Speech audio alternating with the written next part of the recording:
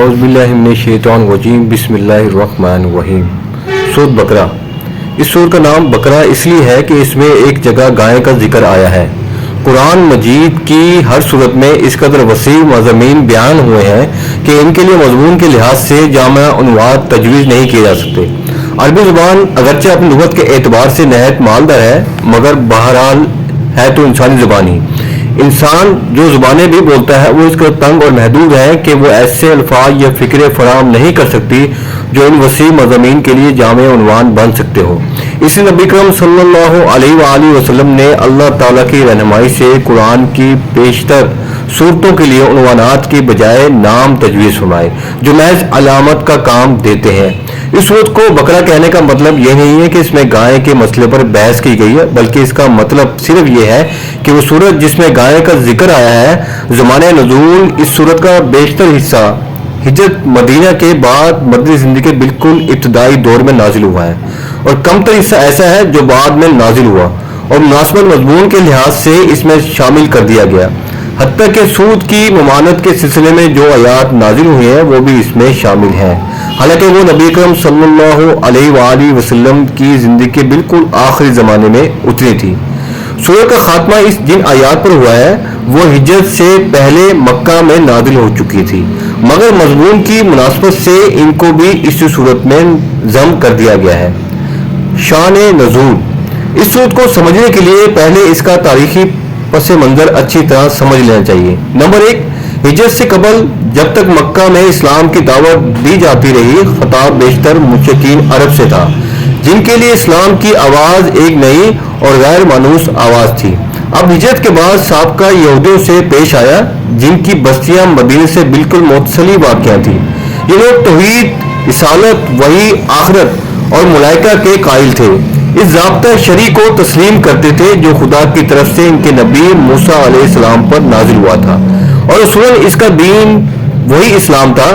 جس کی تعلیم حضرت محمد صلی اللہ علیہ وآلہ وسلم دے رہے تھے۔ لیکن صدیوں کے مسلسل انحطاط نے ان کو اصل دین سے بہت دور ہٹا دیا تھا، جیسے کہ بدقسمی سے آج کل ہم جو کی امت ہے جو ہو چکے ہیں۔ ان کے عقائد میں بہت سے غیر اسلامی عناصر کی آمیزش ہو گئی تھی جن کے لیے تورات میں کوئی سند موجود نہ تھی۔ ان کی عملی زندگی میں بکثرت ایسے رسوم اور طریقے رواج پا گئے تھے جو اصل دین میں نہ تھے اور جن کے لیے تورات میں کوئی ثبوت نہ تھا۔ خود تورات کو انہوں نے انسانی کلام کے اندر غلط ملت کر دیا تھا، اور خدا کا کلام جس حد تک لفظاً یا معنی محفوظ تھا اس کو بھی انہوں نے اپنی من مانی تعویلوں اور تفسیروں سے مسخ کر رکھا تھا۔ لیکن اللہ کا شکر ہے ابھی تک ہم نے قرآن شریف میں ایسا نہیں کیا۔ ہاں، تفسیروں میں عمل آ چکا ہے، یہ قرآن شریف کی ذمہ داری اللہ نے خود لے رکھی ہے۔ دین کی حقیقی روح ان میں سے نکل چکی تھی اور ظاہری ندامت کا محض ایک بے جان ڈھانچہ باقی تھا، جس کو ذہنی اور ظاہری مذہبیت کا محض ایک بے جان ڈھانچہ باقی تھا جس کو وہ سینے سے لگائے ہوئے تھے۔ ان کے علماء و مشائخ، ان کے سرداران قوم اور ان کے عوام سب کی اعتقادی، اخلاقی اور عملی حالت بگڑ گئی تھی، اور اپنے اس بگاڑ سے ان کو ایسی محبت تھی کہ وہ کسی اصلاح کو قبول کرنے پر تیار نہ ہوتے تھے۔ صدیوں سے مسلسل ایسا ہو رہا تھا کہ جب کوئی اللہ کا بندہ انہیں دین کا سیدھا راستہ بتانے آتا تو وہ اسے اپنا سب سے بڑا دشمن سمجھتے اور ہر ممکن طریقے سے کوشش کرتے تھے کہ وہ کسی طرح اصلاح میں کامیاب نہ ہو سکے۔ یہ لوگ حقیقت میں بگڑے ہوئے مسلمان تھے جن کے ہاں بدعتوں، تعریفوں، مشاغافیوں،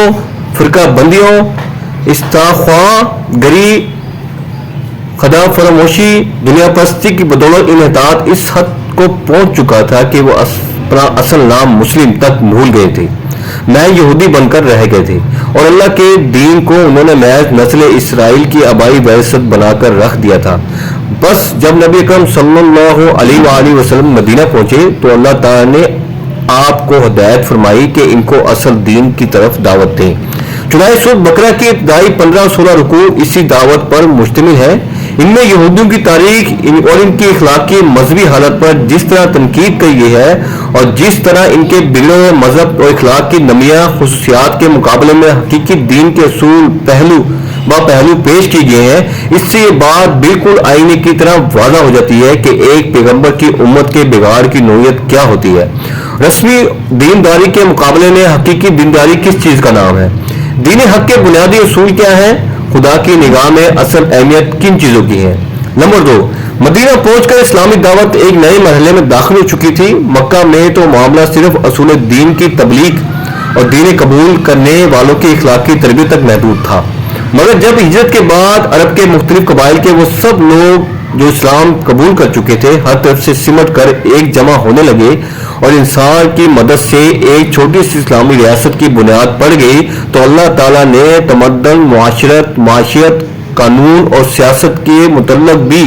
اصولی ہدایت دینا شروع کی اور یہ بتایا کہ اسلام کی اساس پر یہ دنیا نظام زندگی کس طرح تعمیر کیا جائے۔ اس صورت کے آخری 23 رکوع زیادہ تر انہی ہدایت پر مشتمل ہے، جن میں سے اکثر ابتدائی میں بھیج دی گئی تھی اور بعض متفرق طور پر حسب ضرورت بعد میں بھیجی جاتی رہی۔ نمبر 3، ہجرت کے بعد اسلام اور کفر کی کشمکش بھی ایک نئے مرحلے میں داخل ہو چکی تھی۔ ہجرت سے پہلے اسلام کی دعوت خود کفر کے گھر میں دی جا رہی تھی اور متفرق قبائل میں سے جو لوگ اسلام قبول کرتے تھے وہ اپنی اپنی جگہ رہ کر ہی دین کی تبلیغ کرتے اور جواب میں مصائب اور مسالم کے تختہ مشق بنتے تھے۔ مگر ہجرت کے بعد جب یہ منتشر مسلمان مدینہ میں جمع ہو کر ایک جتھا بن گئے اور انہیں ایک چھوٹی سی آزاد ریاست قائم کر لی تو صورتحال یہ ہو گئی کہ ایک طرف ایک چھوٹی سی بستی تھی اور دوسری وہ تمام عرب اس کا استحصال کر دینے پر تلا ہوا تھا۔ اب اس مٹھی بھر جماعت کی کامیابی ہی نہیں بلکہ اس کے وجود اور بقا کا انحصار بھی اس بات پر تھا کہ اولاً وہ پورے جوش و خروش کے ساتھ اپنے مسلک کی تبلیغ کر کے زیادہ سے زیادہ لوگوں کو اپنا ہم عقیدہ بنانے کی کوشش کریں،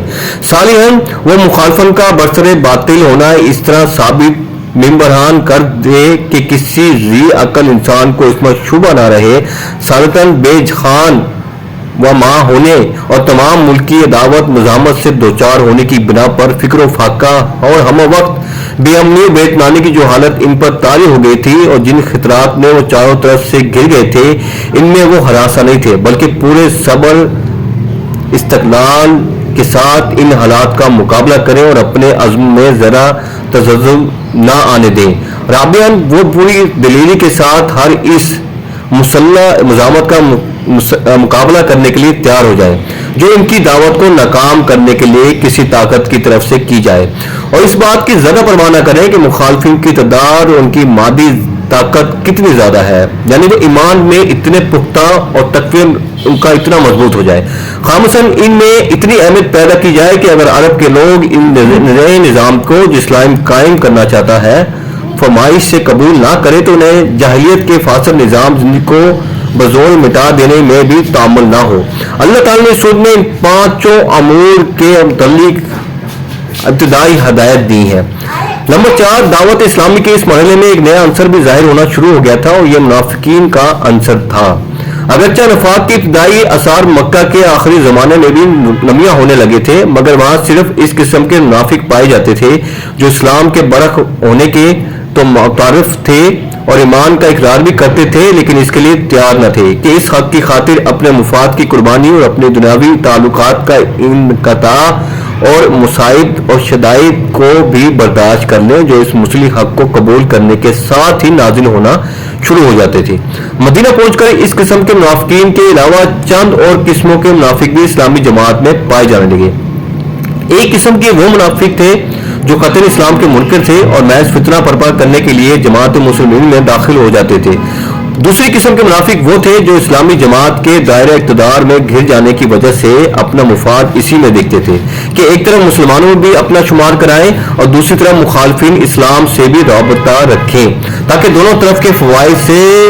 فائدہ اٹھائیں اور دونوں طرف کے خطرات سے محفوظ رہیں۔ تیسری قسم ان لوگوں کی تھی جو اسلام اور جہلیت کے درمیان مرتدو تھے، انہیں اسلام کے برحق ہونے پر کامل اعتماد نہ تھا مگر چونکہ ان کے قبیلے یا خاندان کے بیشتر لوگ مسلمان ہو چکے تھے اس لیے یہ بھی مسلمان ہو گئے تھے۔ چوتھی قسم میں وہ لوگ شامل تھے جو امر حق ہونے کی حیثیت سے تو اسلام کے قائل ہو چکے تھے مگر جاہلیت کے طریقے اور اوہام اور رسمیں چھوڑنے اور اخلاقی پابندیاں قبول کرنے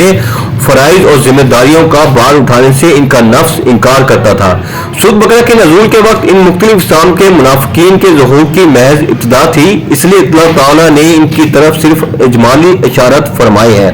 بعد میں جتنی ان کی صفات اور حرکات نمایاں ہوتی گئی ہیں، اسی قدر تفصیل کے ساتھ بعد کی صورتوں میں ہر قسم کے منافقین کے متعلق